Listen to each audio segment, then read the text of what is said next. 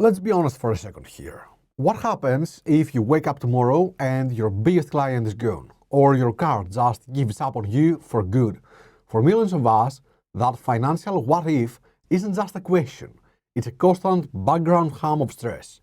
You see other people building these financial safety nets and you're trying to do the right thing, but your own fund is just stuck. I want you to know it's not because you're bad with money. It's because you've likely fallen for one of 5 hidden traps that are practically designed to keep you spinning your wheels. Hi everyone, I'm George, a PhD economist, and in this video we are going to drag those traps into the light and give you the blueprint to finally build the financial security you actually deserve. But before I continue, take a moment and hit that subscribe button for exclusive economic insights and advice that cut through the noise. I break down complex market forces so you can make smarter financial decisions. The first and biggest mistake I see is what I call the all or nothing paralysis. You hear that advice, you need 3 to 6 months of living expenses. You pull out a calculator, see a number like 15 or 20k, and your motivation's just gone. It feels so completely out of reach that you do the worst thing possible. You don't even start. But the truth is, a small emergency fund is infinitely more powerful than no emergency fund. The trick is to forget that giant number for a minute. Your first mission, starting today, is to get a starter fund of just 500 or 1000. That's it. That one small win is enough to stop a flat tire from becoming a credit card disaster. Hitting that first goal creates the momentum you need to prove to yourself that you can do this. Mistake number 2 is treating your savings like scraps you scrape off the plate after everyone else has eaten. You go through the month, you pay your bills, you buy your groceries, you have a little fun, and then you cross your fingers and hope there is something left to save. But let's be real, how often is anything actually left? Relying on leftover money is relying on willpower, and that's a recipe for failure. The secret is to flip the entire script and pay yourself first. Treat your savings like your most important bill. The best way to make this happen isn't discipline, it's automation. Set up an automatic transfer from your checking to your savings account for the very day you get paid. Even if you start just with $25 a week, you're building your financial fortress before you even have a chance to spend your money. You will be shocked at how quickly you don't even miss it. And this leads directly into mistake number 3, putting your emergency cash in the wrong spot. People usually mess this up in 2 ways. First, they keep it too close, right in their main checking account, where it's dangerously easy to spend on a pizza night or a random online sale.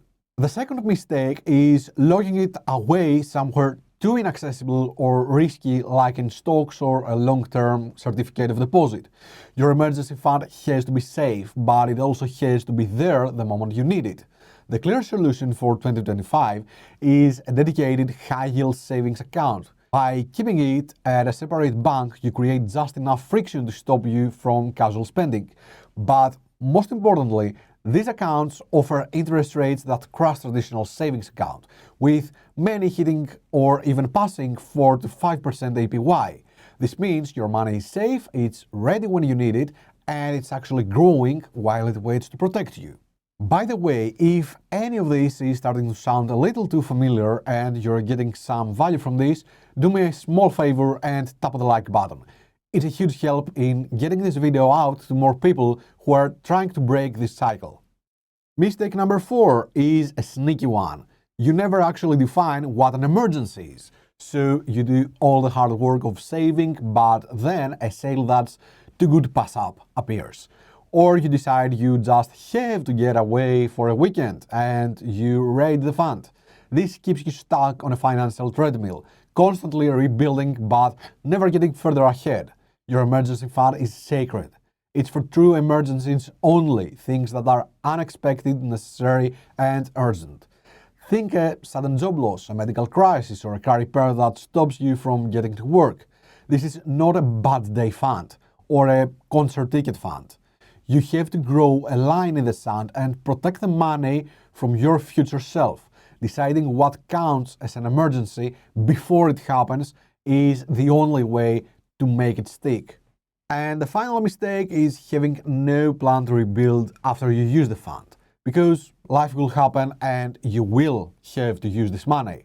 That's its entire purpose. But so many people use it, feel defeated, and then just let it sit there empty, never restarting the process. Dipping into your fund isn't a failure. It's the system working perfectly.